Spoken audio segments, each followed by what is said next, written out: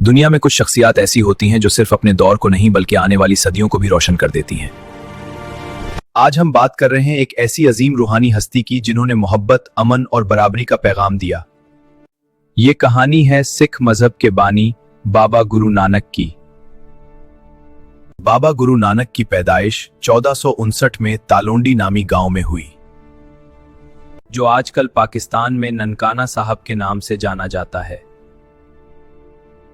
जवानी के जमाने में एक ऐसा वाकया पेश आया जिसने गुरु नानक की जिंदगी बदल दी। कहा जाता है कि एक दिन वो दरिया में दाखिल हुए और 3 दिन तक गायब रहे।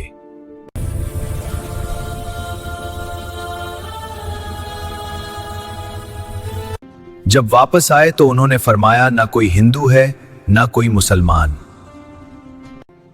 इस कॉल का मतलब यह था कि तमाम इंसान बराबर हैं और सबका खुदा एक है। यही वो लम्हा था जहां से गुरु नानक के रूहानी सफर का आगाज हुआ। गुरु नानक ने अपनी जिंदगी में तवील सफर किए जिन्हें उदासियां कहा जाता है।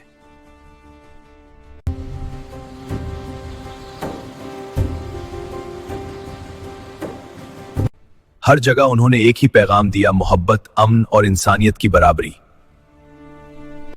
वो जात पात, नस्ली फर्क और मजहबी ताज्जुब के सख्त खिलाफ थे। इनका पैगाम था, मेहनत करो, सच बोलो और दूसरों की खिदमत करो। गुरु नानक की तालीमात से सिख मजहब की बुनियाद पड़ी।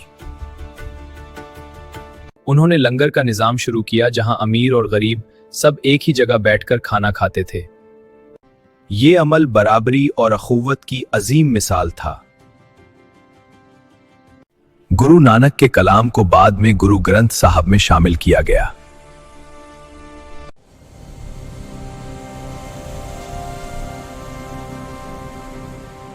उन्होंने इंसानियत को नफरत के बजाय मोहब्बत और अमन का रास्ता दिखाया।